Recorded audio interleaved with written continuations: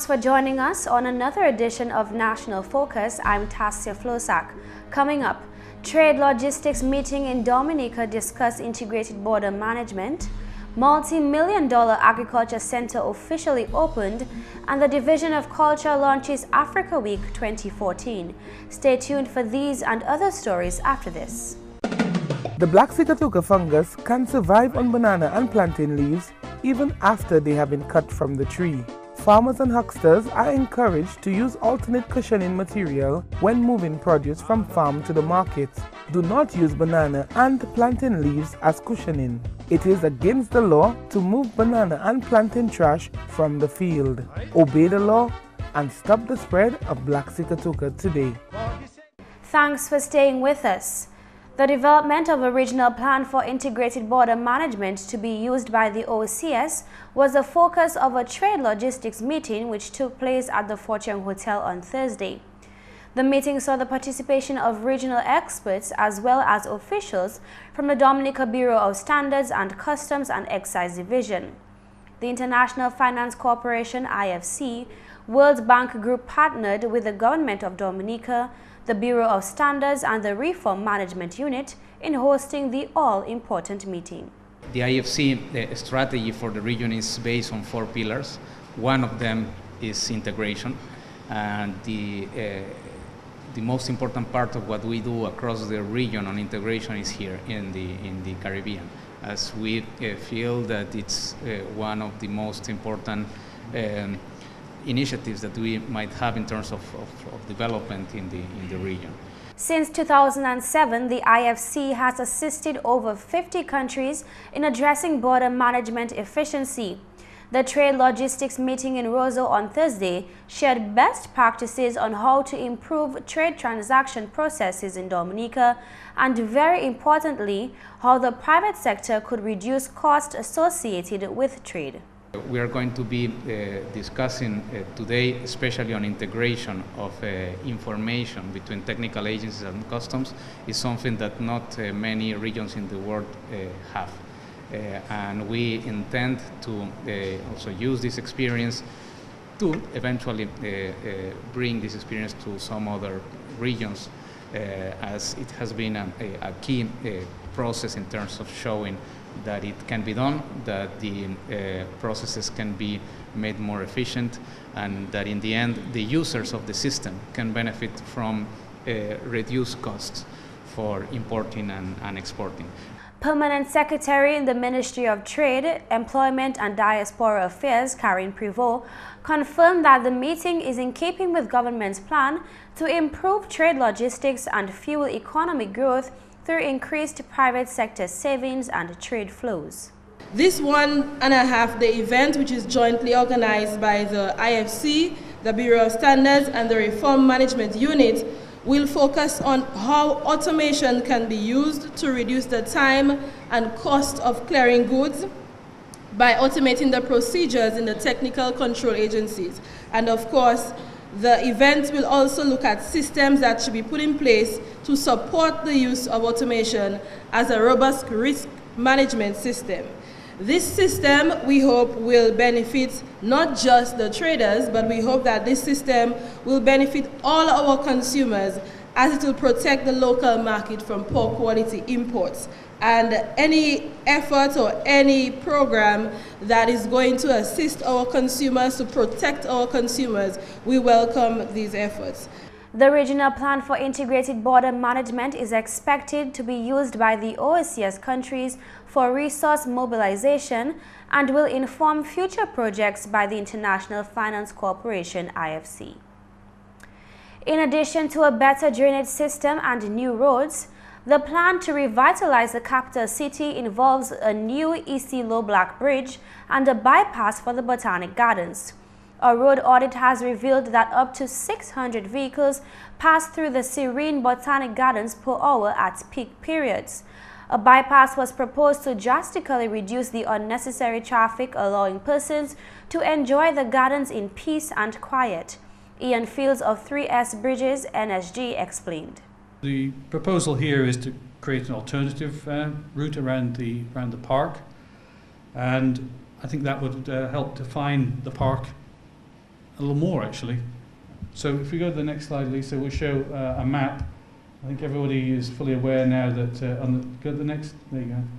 So around the stadium here, there's been this section of bypass road, which has been introduced successfully, and now we're talking about continuing that bypass by, instead of having vehicles come through the traditional route, now identifying a route which would be on the periphery of the park, and it would be along the toe of the escarpment here. So you've got this very steep hillside here, and the road alignment that we've identified would actually bring you along the toe of that escarpment. So this is proposed to be the similar profile as the other portion of the bypass. It would be a 2-lane road, it would be lit, it would have well-designed drainage and a sidewalk facility. Fields stated further that additional measures can also be taken to preserve the atmosphere of the gardens and the safety of users. The idea here is that for the vehicles, particularly heavy goods vehicles that are coming from the north to the south, vice versa, you've created a facility to now allow those vehicles completely to avoid coming into the city. And at peak periods, when all the kids are being dropped off, I think everybody would agree that it would be nice to have an alternative route. So a very straightforward facility there complements, and the net product is that you've got a very efficient road and established some, as I said, some well-defined tranquil areas in the park. So we could carry on. So that was the alignment. As far as the park is concerned, we would suggest a slight relocation of the entrance to the park and complete the development with putting some traffic calming devices. Obviously, we don't want to start encouraging people to, again, start running through there. And I think there are ways and means of controlling the speed. Fields pointed out the EC Low Black Bridge as an ideal candidate for an update to improve the aesthetics of the city. What we tried to do was to make the structure a little bit more appealing, a little bit more interesting, just by adding some creative features to it. The existing structure is a little bit of a tabletop right now. You might appreciate that you sort of, as you come along, you ramp up and then you go along flat and then you come down again. So we've, instead of doing that, we're showing here that we've just lowered the abutment a little bit, the abutment seat, and then raised the piers a little bit to give you this nice curvature. Similarly, we've put some curvature in these fascia beams, added some attractive lights.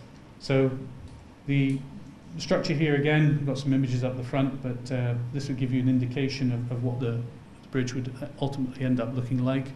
Another image, Lisa, I think we've got an indication. We can get quite creative with some lighting features, not just above the deck here, with some nice period looking sort of Victorian era lamps, but also underneath the bridge, a fairly cost-effective but very interesting lighting system can be installed. LED lights can be installed underneath the girders, which give quite a beautiful effect in the evening time.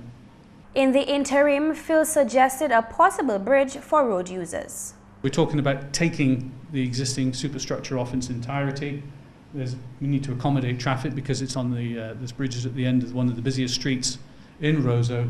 Then we've suggested the installation of a temporary bridge, a panel bridge, or a Bailey bridge, as you may be familiar with them. So we would actually be able to accommodate traffic through the area seamlessly and still be able to get on and do the construction work. The beauty of that Bailey bridge, that modular bridge system, is that it can then be taken down at the end of the project. It would be put into ministry depots and used either for emergencies or permanent replacements on tertiary roads, something like this. So a very simple solution there for maintaining traffic during the construction.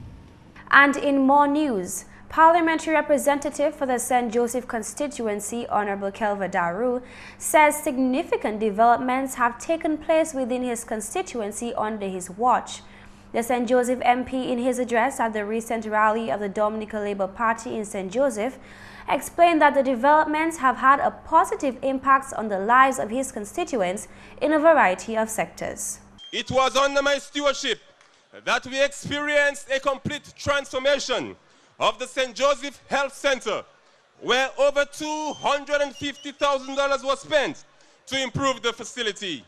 And I must thank Nurse Coffey and the team for their dedicated efforts in bringing across the best health care to our residents. In education, your PAL rep walked into LAYU and implemented the TTV scholarship program, giving the opportunity for the students of that community to have proper access to an education. In September of this year, 2 students at the Caleb John Laura Primary School will also receive scholarships. In the area of early childhood education, we invested over $65,000 to ensure that our children, your children, can have proper facilities, and funds were spent in excess of $10,000 to make available to the teachers for their salaries. Minister for Public Works, Energy and Ports, Honorable Rayburn Blackmore, says the current administration has made significant progress in the rehabilitation of the island's roads.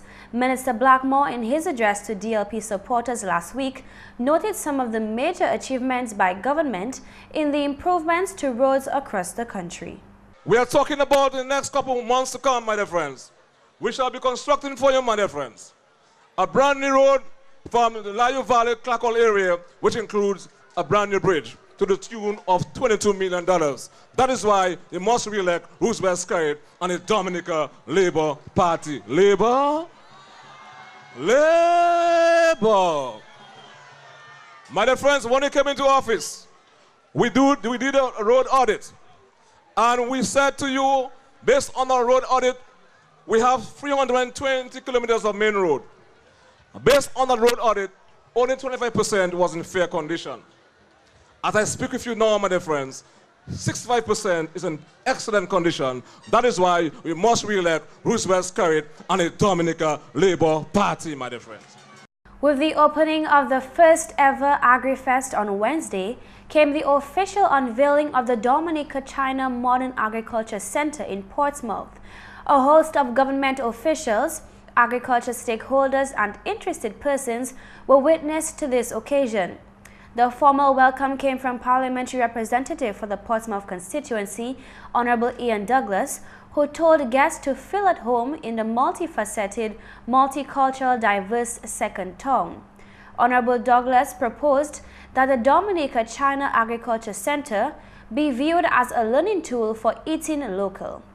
Acting Prime Minister Honorable Ambrose George shared similar sentiments. He posed the challenge to eat healthy by eating local.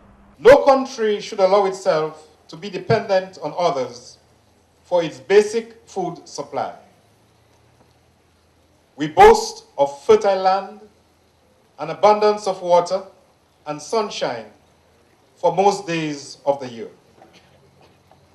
We therefore have the assets, notwithstanding challenges, to secure our basic supply of food through our own efforts. I am aware that some of our local foods have to compete with imported processed alternatives. These imported alternatives can, for example, be faulted for having relatively high amounts of salt and sugar. Their consumption show up later in life in diabetes, hypertension, and other chronic non-communicable diseases. I want today to throw out a challenge to our nutritionists, home economists, and our agro-processors to come together with the aim of creating attractive, tasty, and marketable food products based on locally produced raw materials. The Minister responsible for Agriculture and Forestry, Honorable Matthew Walters' address was replete with thanks to all contributors of the first ever Agri-Forest Festival. Honorable Walter also revealed the aim of the festival, which was conceptualized by his ministry. Indeed, we have chosen the theme, Agriculture and Forestry, our sustainable future, which is most appropriate considering the myriad of challenges the world over faces in the agricultural sector. Dominica is no exception.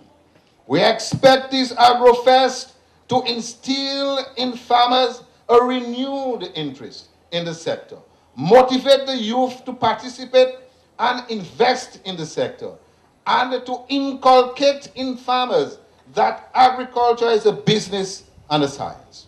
Moreover, it intends to communicate an unequivocal message to the Dominican public that we must help agriculture assist our economy to grow by eating what we grow, growing what we eat, and buying local. Now, my friends, go forth, embrace, and absorb that which we have offered at this festival. Let pride in our ability to produce and do well be never ceasing. My friends, agriculture is indispensable. Let's play our part in making it a success. Ambassador of the People's Republic of China to Dominica, His Excellency Li Jiangning, also addressed the gathering. He first congratulated the Chinese Agricultural Mission and Dominica on the accomplishment. His Excellency Jiangning said further that among the many areas of partnership between the two countries, agriculture has always been a huge player. Agricultural cooperation has always been a priority in the bilateral cooperation between our two countries. The first agricultural center was opened in 2007 in Hillsborough. It provided local farmers with seeds, seedlings, and technical assistance. This new facility that's to officially open today has and will continue the good work it was doing in Hillsborough, bringing benefits to hundreds of farmers locally. And from a wider perspective, I believe this center will improve and help promote and develop agriculture in this country. Ladies and gentlemen, this year marks the 10th anniversary of our diplomatic relations. During the past 10 years, our bilateral relations and the friendship and understanding between our two countries have made sound and steady development. The opening of Dominica China Modern Agriculture Center is another celebration of our friendship and cooperation. Representing CADI, the Caribbean Agricultural Research and Development Institute, Doran Etienne sees clearly that Dominica's government recognizes agriculture as an economic driver and as such must receive attention. Given that agriculture, fisheries and forestry industry has been identified as one of the 5 economic drivers for Dominica and the CSME by extension, it is vital that governments invest in that sector and that development and initiatives be designed to achieve self-sustaining and equitable economic growth, environmental protection, and ecological sustainability. As the organ mandated under the revised Treaty of Chaguaramas to lead agricultural research and development activities in the CSME, CADI remains committed to supporting national and regional efforts to advance agriculture. The Agriculture Center was blessed by Father Herman Chaplis, and keys to the tractors handed over before the center and exhibition were formally opened. We'll bring you more in a subsequent newscast. And in more news, the Division of Culture, in collaboration with the House of Nyabingi and the National Youth Council, has formally announced Africa Week 2014 celebrations from May 19th to 25th, 2014. This year's observance is under the theme, Youth Embracing Our African Heritage. Delmans Rasmo Moses, representing the Division of Culture, providing insight into the conception of this year's Africa Week events. He says the division's aim is to shift the focus from liberation to solidarity. In recent years, the government of Dominica has partnered with the House of Nyabingi for the staging of African liberation celebrations in an effort to broaden the involvement of the population in these celebrations. The Division of Culture has been given the responsibility to assist the House of Nyabingi in the planning and implementation of the celebrations. This year, the Division of Culture, the House of Nyabingi, the National Youth Council have held several meetings to review the nature of the celebrations and to develop a program of activities for this year's celebration. The National Youth Council was brought on board as a major stakeholder to secure the involvement of young people and given the fact that the focus of this year's celebration is the youth. This was also deemed necessary in order to shift the focus from liberation to solidarity and celebrating the elements of our African heritage. This would better facilitate the broader involvement of the population in a way similar to Creole Week or Kalinago Week. The main venue is the Harlem Plaza, and for the purpose of the week is dubbed Africa Village. Other venues include the Arawak House of Culture and Old Mill Cultural Center. The week of activities commences with the opening of a week-long art and craft fair at Africa Village, Harlem Plaza, and an opening ceremony and concert on Monday 19th. Moses informed GIS News of the other activities scheduled to take place. Wednesday, May 21st, 7 p.m., the panel discussion, which is organized by the House of Nyabingi, will be at Africa Village. The theme is the role of adults in embracing African heritage and passing it on to future generations. 8:30 p.m., special NYC, National Youth Council TV program. All day, Art and Craft Fair, Africa Village, Harlem Plaza. Thursday, May 22nd, 7 p.m., Poetry Night, Lyrics Under the Stars, organized by the Division of Culture, Old Mill Cultural Center. All day, Art and Craft Fair, Africa Village, Harlem Plaza. Friday, May 23rd, African Dress Day, Island Wide. Art and Craft Fair, African Cuisine and Fashion, Africa Village, Harlem Plaza. The week of observation will culminate with an African Solidarity March on Sunday, May 25th, 2014. Peter Allen, representing the House of Nyabingi, extended his gratitude to Government and National Youth Council for partnering in the upcoming event. The House of Nyabingi is highly appreciative of the involvement of central government through the Cultural Division in participating in the annual observance of World Africa Day. This collaboration with government has a short history, this being the second year of direct involvement, and we hope that this internationally recognized day, as directed by the African Union, will become a permanent feature of the Cultural Division's program of activities.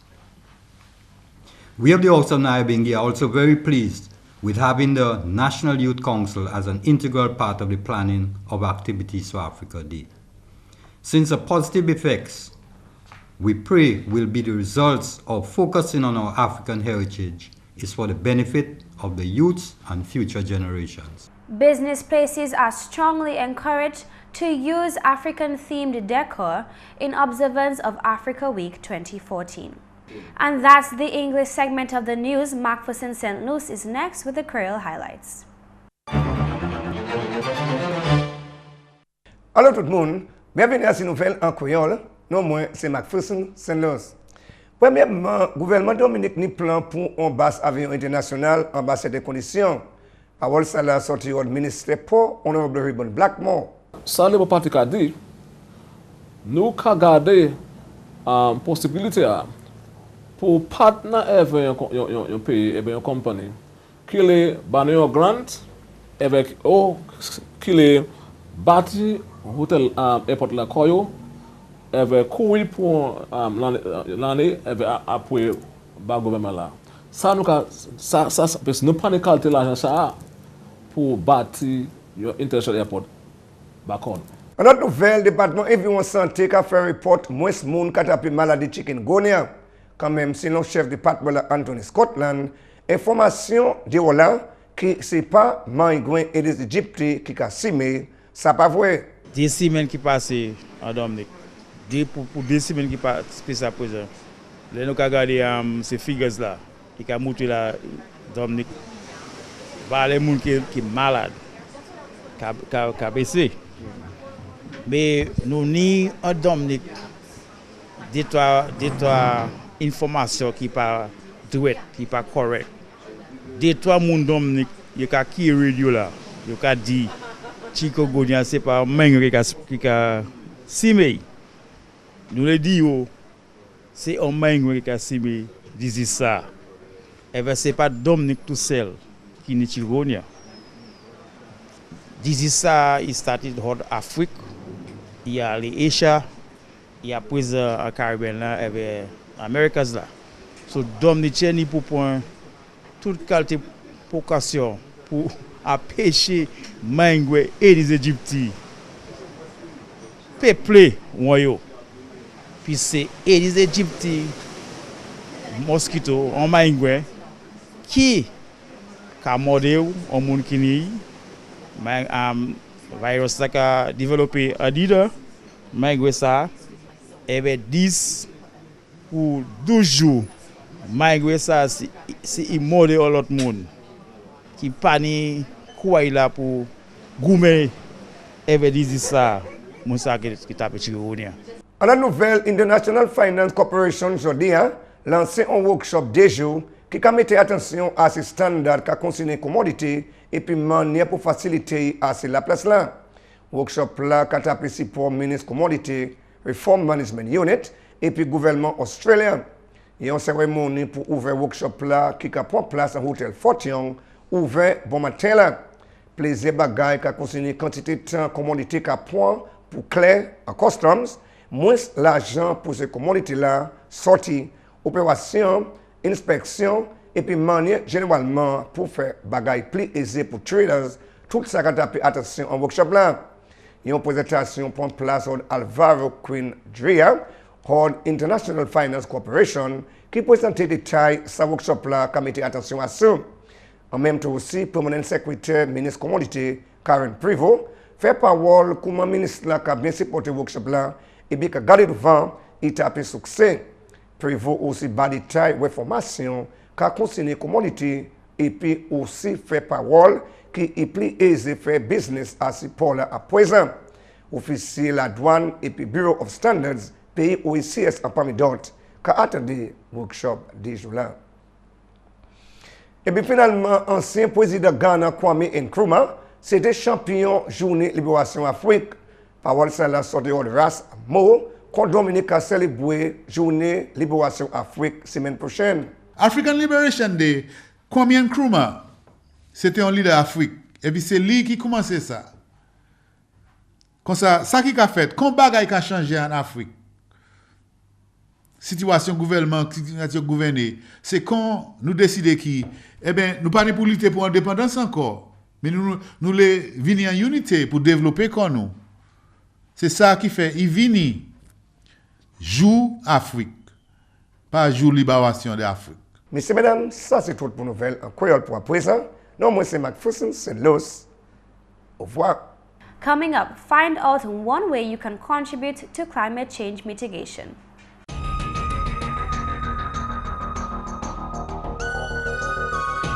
In-studio discussions, Insight, Creole News, Road to the Throne, Calypso, Creole Festival, Carnival, and lots more local programming.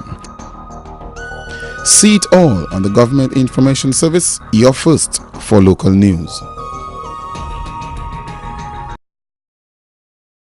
One simple way to join the cause in fighting climate change is by parking in the shade.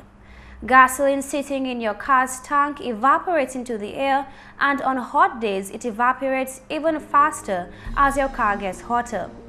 Volatile gases from evaporating gasoline are key components of smog, which contributes to asthma and other respiratory problems. Parking in the shade is a great way to reduce the amount of gasoline that evaporates into the air and helps in the reduction of air pollution. And that's all for this edition of National Focus. We always welcome your suggestions and comments. Drop us an email at gis@dominica.gov.dm or visit our website news.gov.dm. Friend us on our Facebook page and be sure to like our GIS Dominica fan page. You can also catch up on past National Focus newscasts on our GIS Dominica YouTube channel. I'm Tasia Floissac. Thanks for watching.